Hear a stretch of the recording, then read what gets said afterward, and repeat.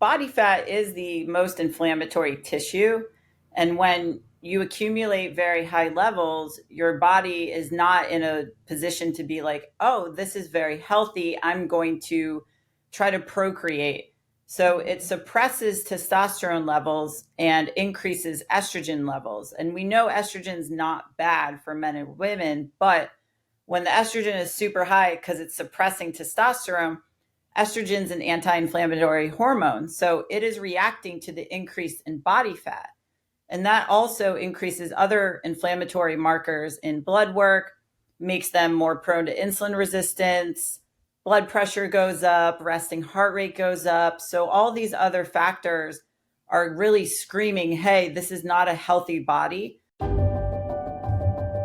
Welcome to the Dr. Ashley Show. Welcome to the Dr. Ashley Show. I'm Dr. Ashley, and today I am super excited to bring a guest on the show. Her name is Gilbert, and she really stands out as a true pioneer and expert in her field. She's got a deep passion for helping men get jacked, lean, and optimize their testosterone.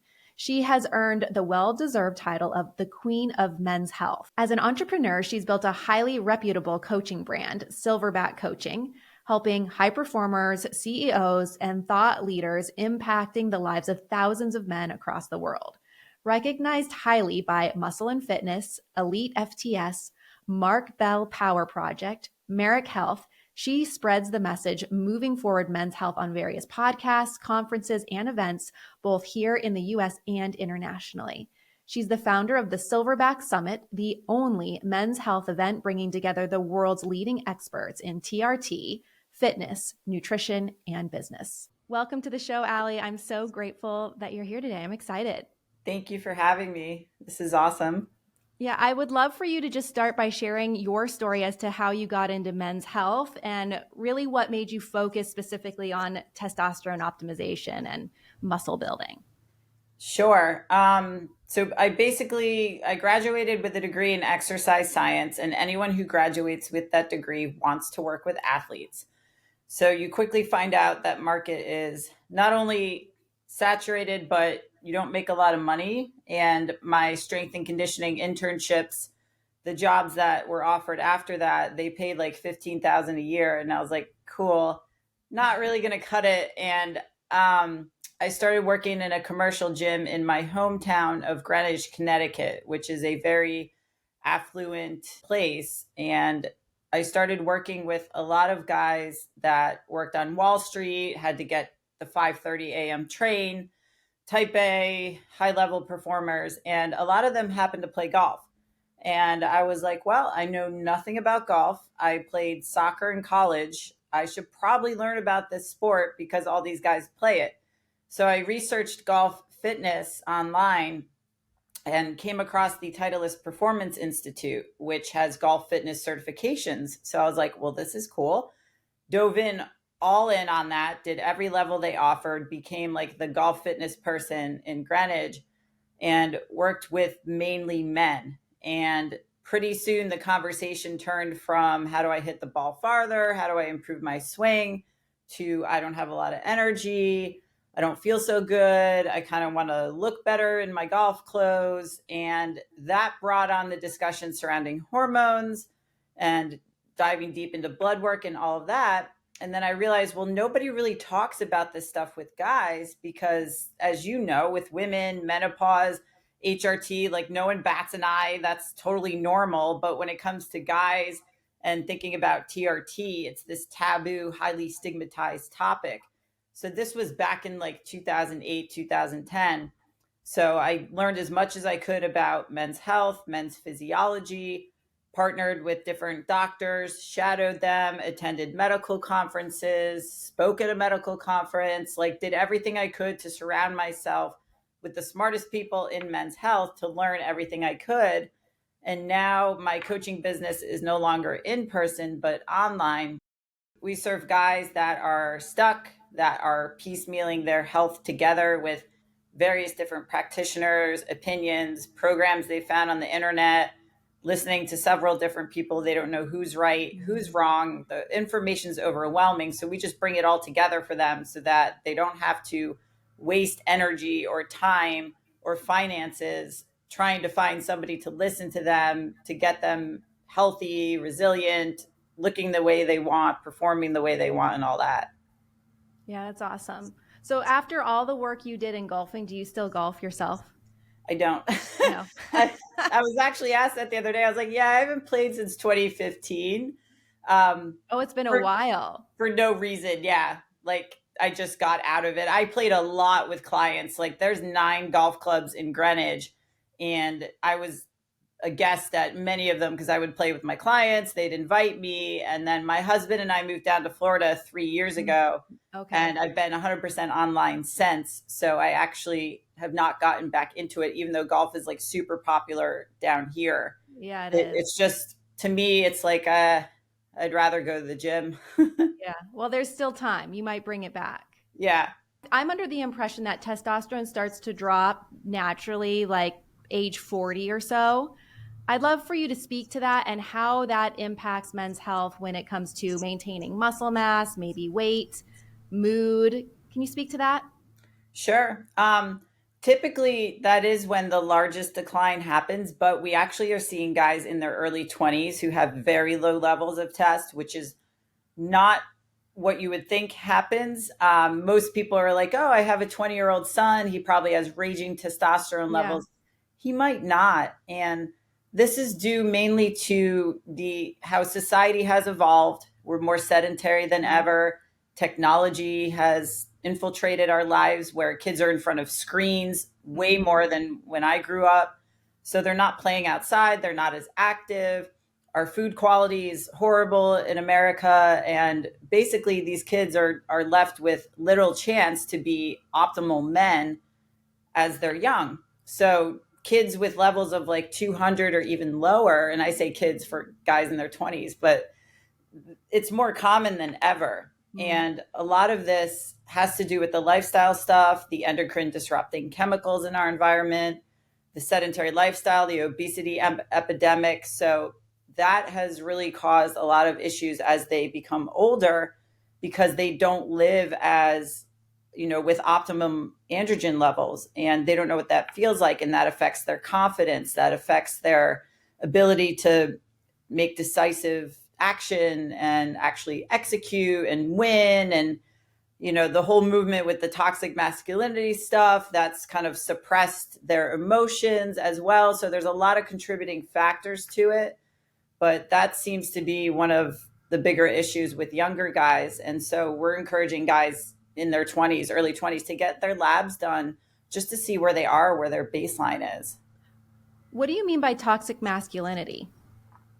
So I think it's more prevalent on social media, but it's more that the concept of a man being a man, in other words, being a leader, being an alpha male, having even looking muscular, that whole concept has been labeled as toxic, or I don't even know. It's like it's more of like a social thing, I guess, where the hyper independence of women, which I'm all for because we're career driven and everything. But my male colleagues will say, they've gone on dates with women where they hold the door and the woman gets upset because she's like, I can Oh, hold my own door, or I could I pull would out like my own someone to chair. hold the door for me. Yeah. I'm like, I I'm love okay with it. chivalry. It's so weird. Like it's so weird. I don't know. Like a Renaissance man, like an alpha masculine Yeah. guy, I think is very sexy. A guy who's very indecisive, insecure, and passive is a big turnoff, I think, to a lot Yeah. of women. And I think guys are just more confused now because they're like, do I compliment her? Will she think I'm a creep? Do I pull the chair out? Do I not? Like, Yeah, it's do I pay the confusing. bill? Do I not? I don't know. Yeah. Okay, so then going back to testosterone, what should adequate levels look like if our viewers, listeners were to get their levels tested, and what should they get tested? So the range for total testosterone used to be starting at 350 going to 1100. And in the past couple decades, it's decreased massively to where the lowest that I've seen on a lab is like 186, and it goes up to 7 or 800. So it makes it harder for guys to be labeled deficient. So you can be anywhere within that range and be told, oh, you're normal, yet you may have symptoms. And so typically guys over 600 total will feel better. And those who have a free testosterone level of 25 or greater tend to feel the best. So a lot of guys will kind of use their total T number as their bench press number. Well, my total was 800, and that's all they go by. Yeah. And when you get lab work done, that's only one piece of the puzzle. It's kind of like if you just measure your ankle flexibility on your left side, cool, that's great, but it doesn't tell the whole story. So getting their total and free T, getting their luteinizing hormone, their follicle stimulating hormone to determine why they might be low in testosterone if they are, what their sex hormone binding globulin is to see how much of their free testosterone and estrogen is bound up. And then in addition to that, thyroid markers, a full thyroid panel, prostate, CBC, CMP, all the basic stuff that you would get at a physical, but in addition to getting all the sex hormones, and LH and FSH, especially if a guy has not gone on testosterone replacement, it's important to get LH and FSH just to determine what type of low T he might have. Do other conditions often go hand in hand with low T, like hypothyroid and low T? Like, do you see common combos? Yeah, a lot of our guys have subclinical hypothyroidism. Yeah. Same thing with thyroid. Like there's a range for thyroid hormones, but there's also an optimal range, just like with testosterone. Right. Like optimal T would be 600 to 1400. Optimal thyroid, a lot of physicians just go off by TSH alone. And we know that's only, again, part of the problem or picture. You want the free T3, free T4. A lot of guys have suboptimal thyroid activity. And so typically if you handle one, it helps the other and vice versa. But quite often guys will think, well, it's just my testosterone as the source of all these other issues when hormones all work together. You know this, but a lot of people don't realize there's a lot of different moving parts. And that's why getting comprehensive labs is helpful, so you can see like the full picture as to what's going on and why they may feel the way they do. What is testosterone important for? So it is like the winning hormone for guys. It gives them their physical traits, their emotional traits as men, which is the confidence and drive and motivation. But it is also a very powerful neurological hormone. It helps with the conversion to estrogen. Estrogen is cardioprotective, neuroprotective. It helps bone density. Having low testosterone puts men at a predisposition to cardiac events, to different illnesses, cancer, stuff like that. Whereas a lot of the literature in the past said, oh, high testosterone can lead to all that. Now it's all been refuted and it's actually not as scary. So when guys lose testosterone, they just lose like their vitality. They don't feel as healthy. They're not as active. They're not as able, whether that's physically or emotionally. They can't keep up with other people their age or even at all. So it's very important for them for quality of life overall. Yeah. Like slower recovery, right? Even more joint pain potentially. Yep. Joint pain, inability to maintain or add muscle mass. Yeah. Developing fat storage patterns that are more female specific versus men. Yeah. All in the belly, right? Yeah. Belly, Belly and the lower back is what. Okay. Like love handles. Yeah. Yeah. And that's always the last to go on guys is like the lower belly fat and the back fat. And it's like the bane of their existence. Like for women with our stomach and our hips. Yeah. It's the same for guys. Guys are just as sensitive to like body dysmorphia as women are. They just don't talk about it as much. Why are those fat depots the last ones to go? That's a great question. I think it has to do with the type of receptors in there because you've got alpha and beta receptors. So when those are activated a specific way, which can be done through diet, which can be done through training, it's more of the stubborn areas that has less of the fat burning receptors. So it takes a lot of digging. A lot of people lose weight in their face first, and then it kind of goes top down. Yeah.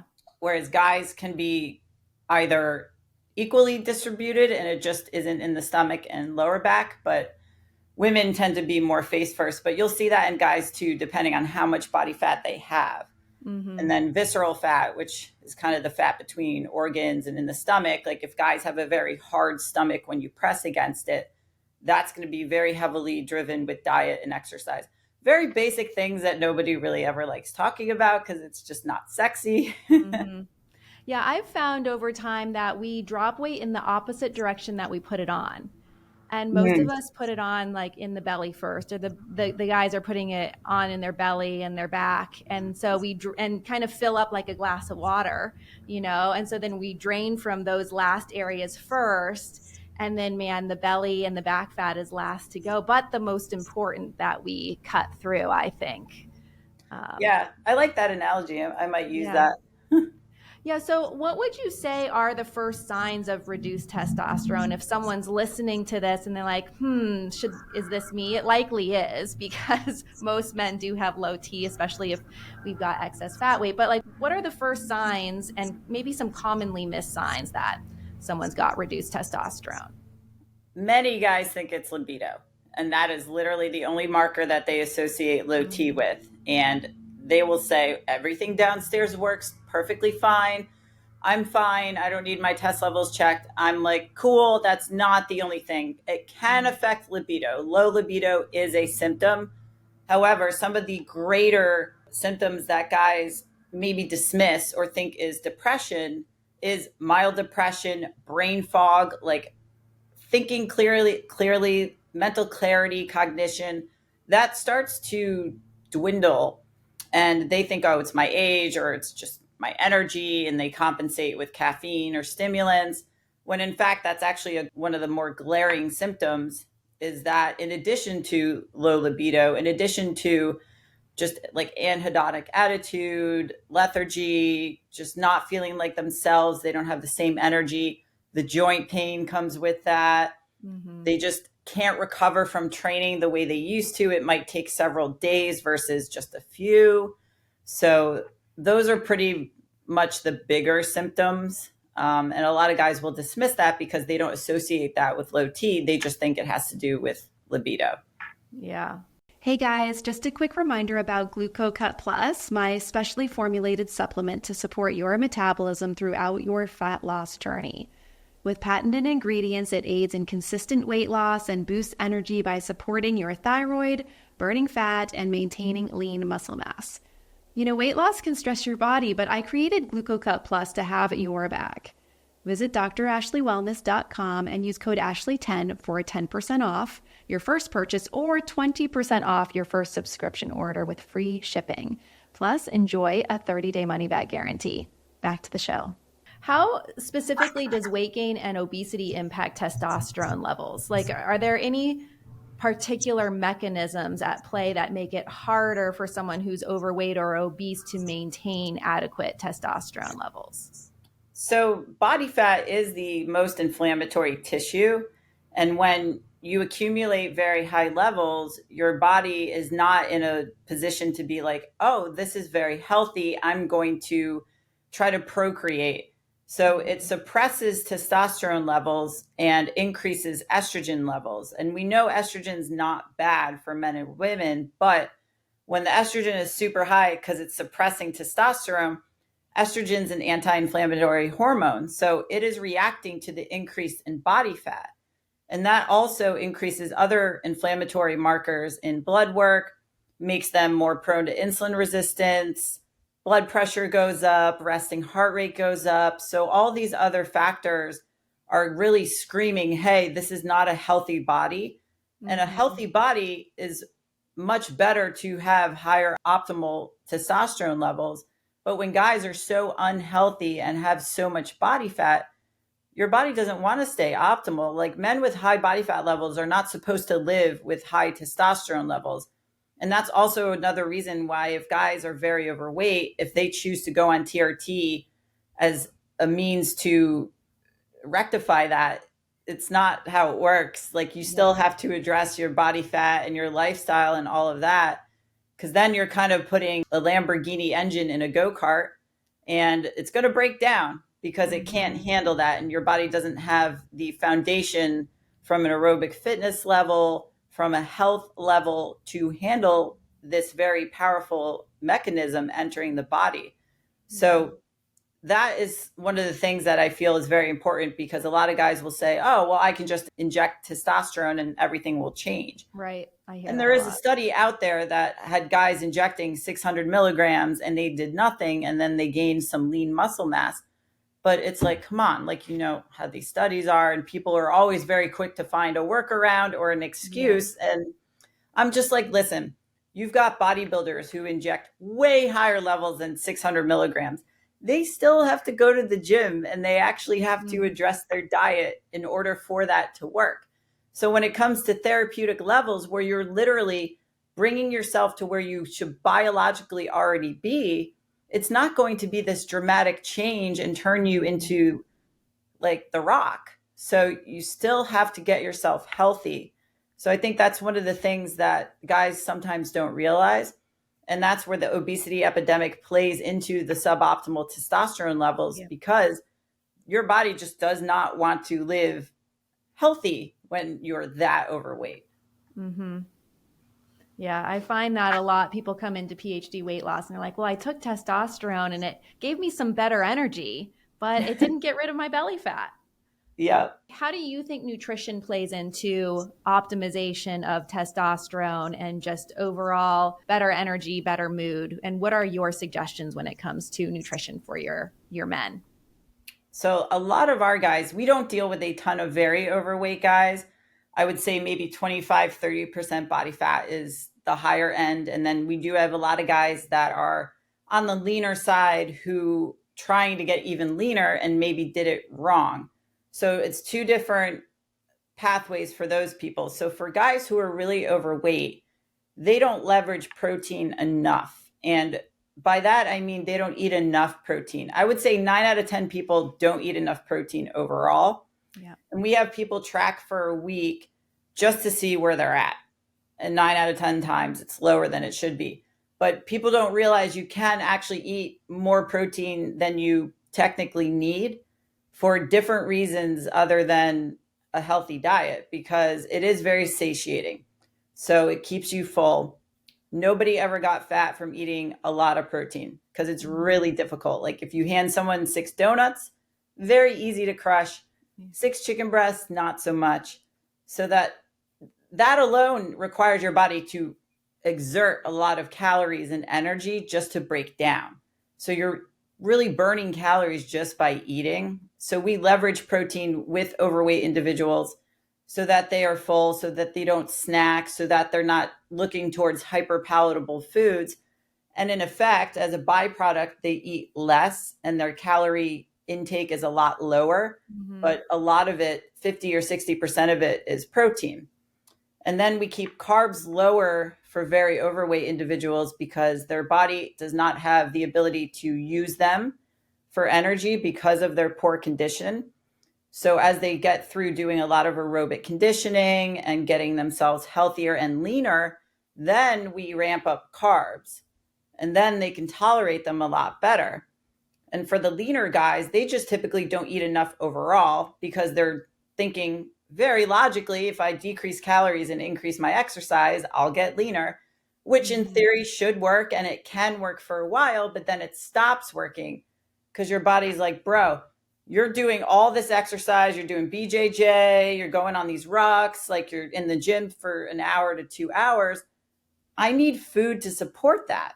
And if it doesn't get food to support that, then that's when metabolism gets downregulated. That's when libido can actually go down, as does testosterone, because your body's like, well, we can't procreate. We're just trying to survive right now.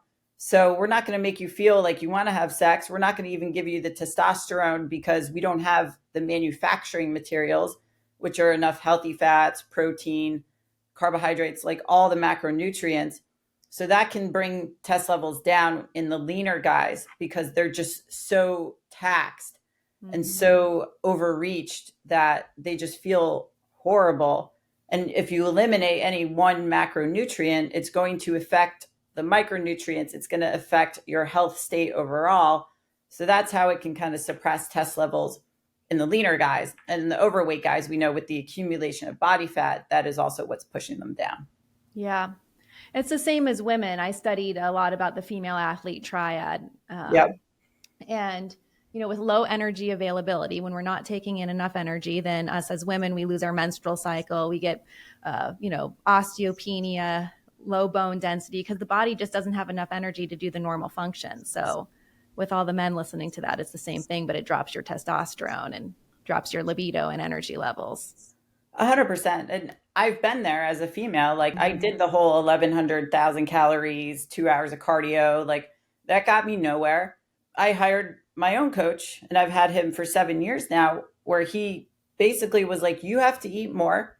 You might gain weight, but you'll get through it. And I think I gained 6 pounds. And to me, it felt like 60 because I'm only 5'3". And I was like, oh my God, I'm obese now. Like this is horrific. I hated how I looked. But that's what I had to go through in order to get out on the other side, where now I can maintain my body weight. Like I booked a photo shoot for this Saturday yesterday because I can live in photo shoot shape year round, but I never would have been able to do that if I was not feeding myself enough and getting myself to a healthy point. And it's the same thing I'm teaching guys, where pretty much whenever we increase their calories, they start to look better because they feel better. They can put more energy into their training. They don't feel like, they're sacrificing sleep and they're sacrificing all this time just to get more output in when they're not eating enough. And it's a hard lesson to learn because guys are very sensitive to the scale, to how they look. And similar to where we store fat, we also hold water in the same places we store fat. And you know that if you're overtaxing yourself, you're going to ramp up cortisol. That's going to help you retain water very nicely. And that can be confused as gaining fat when it's physiologically impossible for a guy who we've had guys eating 1,400, 1,600 calories to be doing 3 hours of exercise a day and gain body fat. But they feel like they do because they're just totally waterlogged. And that's that weird magic trick where then if you feed someone carbs, sometimes they actually lose weight because it opposes cortisol and it makes them drop water. But it's definitely a thing. And I yell at guys all the time because I'm like, you just don't eat enough. And they're like, oh, I eat really clean. I eat really well. And then they track their food and they're sub 2,000 calories. And yet their total daily energy expenditure is like 3,500. I'm like, how are we going to get there this way? So let's say 2 examples. You have a guy and he's dropping 50 pounds and he's in the process of it. What would you say would be adequate resistance training? And like, what should his exercise look like? Should he be lifting weights 3 times a week? What would that look like? So for someone who has a lot of weight to drop, we really want to focus on getting them aerobically fit. And men hate doing cardio of like any kind, basically, except Doug. He likes it. He loves it. But a lot of guys are like, oh, if I do cardio, my muscles are going to fall off. I'm going to shrink. I'm going to be skinny fat and blah, blah, blah. And that's simply not true. Like if you live as an ultra endurance athlete and you're running across the United States and that's all you're doing, you might be smaller than ideal, but those people don't mind because that's what they're doing. Doing 45 minutes to an hour of aerobic conditioning a day is not going to make you melt. So this also sets a platform for them to build muscle, recover from training, utilize the carbs, fats, proteins that they're eating, and actually feel good in between workouts, in between sets and all that. So somebody who has a lot of weight to drop, we focus on that platform to get them healthy and resilient.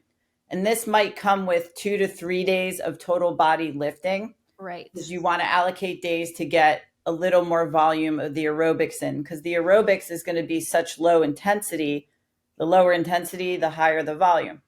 Higher the intensity, we have to lower the volume. So when someone's doing sprint work or intervals, they can bang that out in like 10, 15, 20 minutes. Yeah. But you got to prepare for that. And the preparation for that is getting aerobically fit. So for 8 to 12 weeks, we may do 30 to 90 minutes, depending on someone's time, of aerobic work at a time to get them conditioned. And then as they get leaner, as they get more fit, we can taper that down and we can add a 4th or a 5th day of lifting because we don't have to prioritize the aerobic side of it. Okay, so then after someone does drop the weight, they're maintaining. What is an adequate amount of resistance training to maintain or even build? I guess they're probably two different things, really. I was going to say to maintain versus build muscle there. So maintaining is probably twice a week. That's really Okay, all you need to do. that's the minimum. So that would be the minimum. Yeah. And then most of our guys are on 4 to 5 day splits. And this is dependent on what their goal is, what their schedule's like. We have some guys that love being in the gym and they're like, I'll do 7 days. That's great, but we'll at least have one rest day. We can do another day where if it's cardio, they can do cardio. But most of our guys are doing 4 to 5 days, which is more than enough. Yeah. Because there are people that think they do have to be in the gym 6 to 7 days. And when we tell them, you actually don't, they're like, what? And then that's actually a relief because it works a lot better for their schedule because people are busy. Really busy, yeah.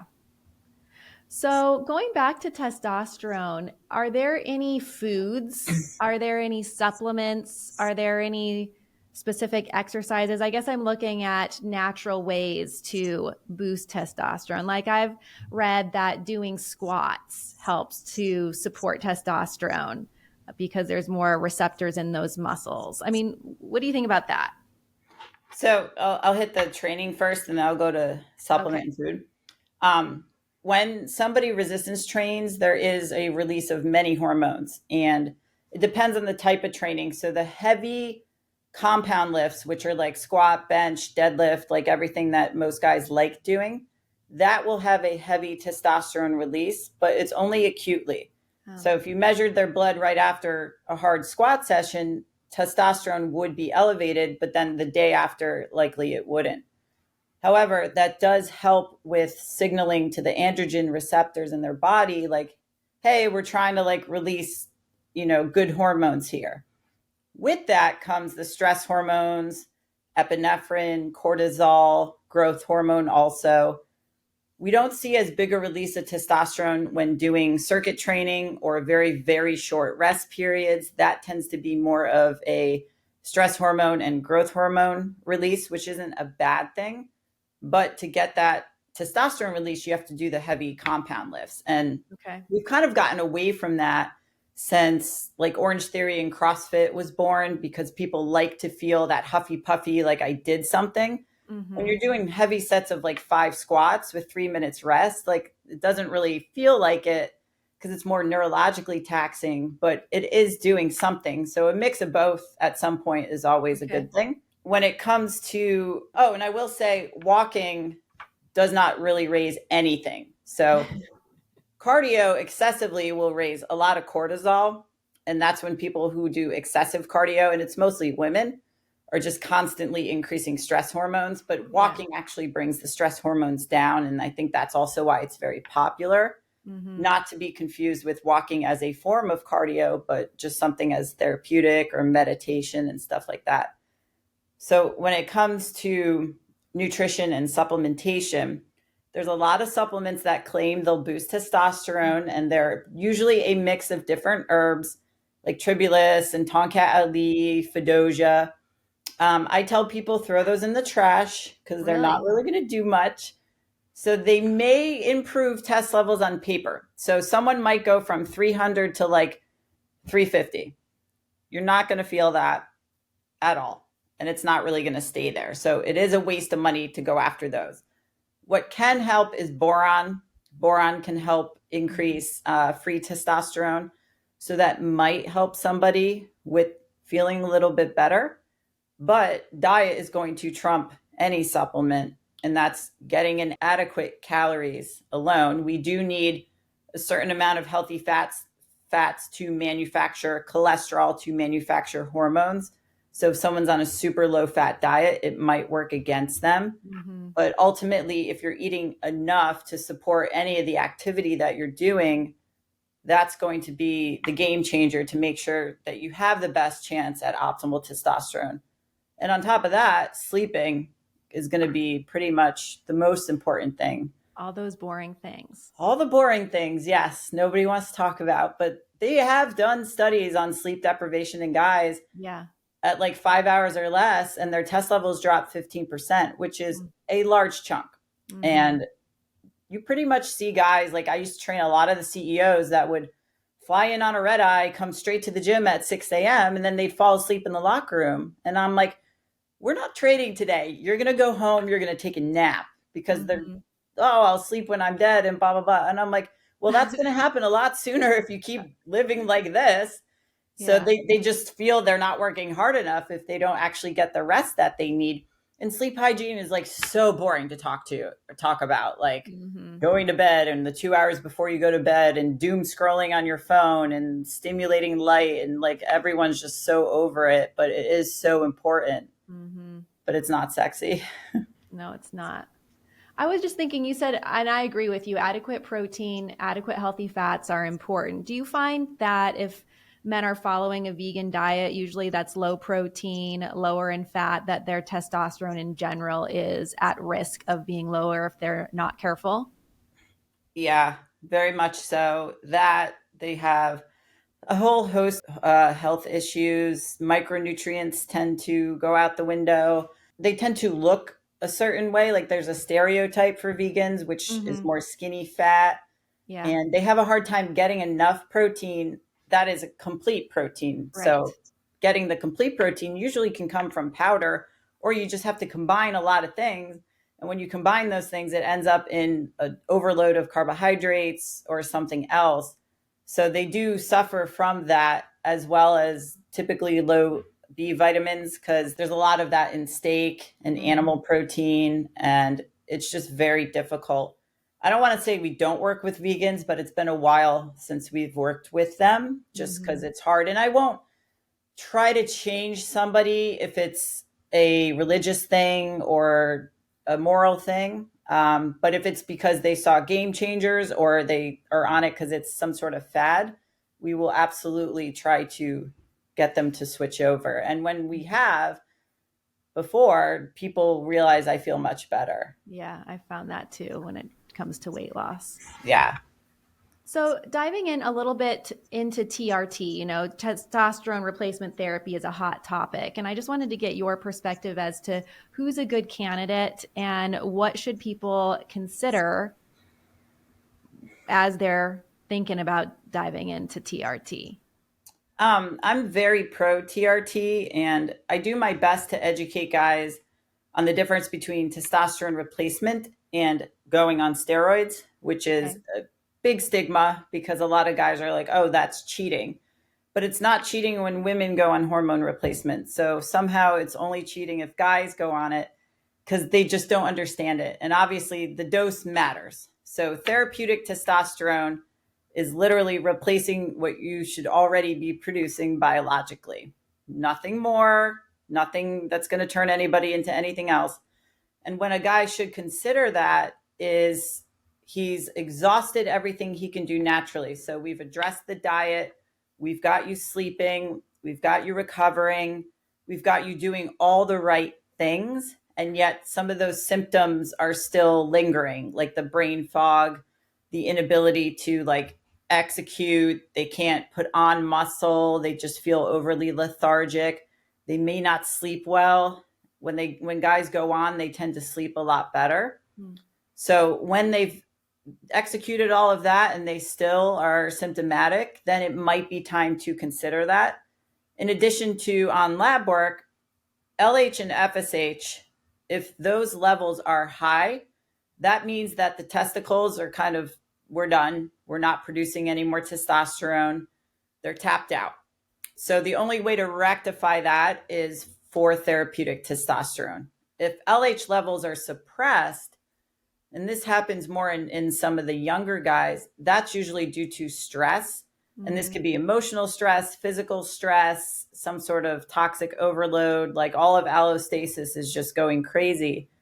And then that's where they have to really hyper address diet, lifestyle, training, all that stuff. And sometimes that can be rectified, sometimes it can't be. So that can actually also be triggered if someone has a TBI or a traumatic brain injury. A lot of veterans suffer from that when they get exposed to explosives or things in combat. It really disrupts the signal from the pituitary down to the testicles. And to get everything like back online has to be intervened with therapeutic testosterone. So those would be the times that men should consider it. And what scares a lot of guys are the myths and misconceptions regarding prostate cancer and heart attacks. And there's a lot of literature that supports optimal testosterone to keep that away. So heart attacks are something that guys are more prone to if they have very low testosterone. And prostate cancer has a lot of studies that correlate testosterone with it, but that do not cause it. Mm-hmm. So that is very important because a lot of guys who are diagnosed with prostate cancer go through deprivation therapy where they become chemically castrated. Right. So similar to women in breast cancer, let's wipe your body of all the hormones and then they feel terrible. And it has shown now, like there's guys with active prostate cancer that are being treated with testosterone replacement and they're totally fine. And it doesn't cause a significant growth or relapse or anything else. There will be an increase in the size of the prostate if testosterone is administered, only if a guy is below 250. So if he's below 250 nanograms per deciliter, the prostate will grow up to 250, but it won't grow anymore beyond that. If he goes on TRT and that brings him to 800, does not mean the prostate will grow any more than if he was brought to 260. It's rate limiting. Yes. Yep. Mm-hmm. Once someone goes on testosterone, can they get off of it? They can, yeah. Like it's not like a life-saving medication in the way that if you stopped, then you would just keel over the next day. It's more so you won't feel so good. So understanding that, like you can come off anytime, I think is helpful because a lot of guys struggle. Like this is a lifelong commitment. I have to do it the rest of my life. And when you reframe it as they have the option to come off at any time if they don't feel good, then that kind of helps their trust in it. Mm-hmm. Some guys are able to reconcile higher levels than they were living at before just because of the lifestyle effect. Mm-hmm. Most guys, it'll usually go back to where it was and they just won't feel so good. All right. So my last question for you, Allie, is if someone's struggling with low testosterone and they've got significant weight that they need to drop, what would you say are the first 3 things they should focus on? Hire us. So focusing on getting the weight down first, because that is something that has to be addressed regardless, whether you go on TRT or not. And I will say there is a caveat because sometimes it's like chicken or the egg, because a guy is so overweight and unhealthy and he has no motivation to just get going. Sometimes guys will go on testosterone and that does help, but make sure you're addressing all the lifestyle and diet stuff. So I would say number 1 would be addressing nutrition. Let's get calories down to a level that is going to start peeling the body fat off and get moving, whether that's getting 2,000 more steps than you're getting right now. Then we can start to add days to that, because if someone's overwhelmed by weight training twice a week and doing walks every day, let's just start with one of those. Mm-hmm. And then when it starts to become a habit, then we can start adding things when your schedule can tolerate it versus throwing everything at somebody and then they're overwhelmed and they don't do anything. Yeah, I agree with that. Overwhelm is a real thing. Complexity is the enemy of execution. So 100%. I mean, we do that in business. Like if we have 100 things to do, we might just sit there and be like, I'm going to do nothing because I don't know where to start. Mm-hmm. I feel like that sometimes today, actually. Awesome, Allie. Where can people learn more? How can they follow you? Following me on Instagram at the Allie Gilbert, ALI. I answer all DMs. That's pretty much where the majority of my content is. There's a link in my bio that has anything that I'm associated with, coaching applications for our one-on-one coaching, and also my men's health event, the Silverback Summit. And that's basically me bringing together all my top TRT doctors, fitness, business, nutrition professionals in the men's health space just together in one room. And that could be anybody can attend that, whether you work with men, you don't, you're just interested, you're a practitioner, you're not. Literally anybody can come attend that, and they can find that on my IG bio or at silverbacksummit.com. Awesome. Congratulations on that, Allie. I know how Thank much you. effort that takes. Yeah. It's a Thank you lot. so much for coming on the show. Thanks so much for having me. Okay, you guys, I hope that you loved this episode. I sure learned a lot. I hope that you did too. Now you know a little bit more about TRT, how to optimize testosterone naturally when you might be a good candidate for it. If you have any questions and if you're watching this on YouTube, please drop any of your comments or questions below. If you are listening to this on a podcast platform, please leave a review. And remember, as always, you've got to step up to make the change. Lead with your heart, train your mind, and do not negotiate with your body. I'll see you next time.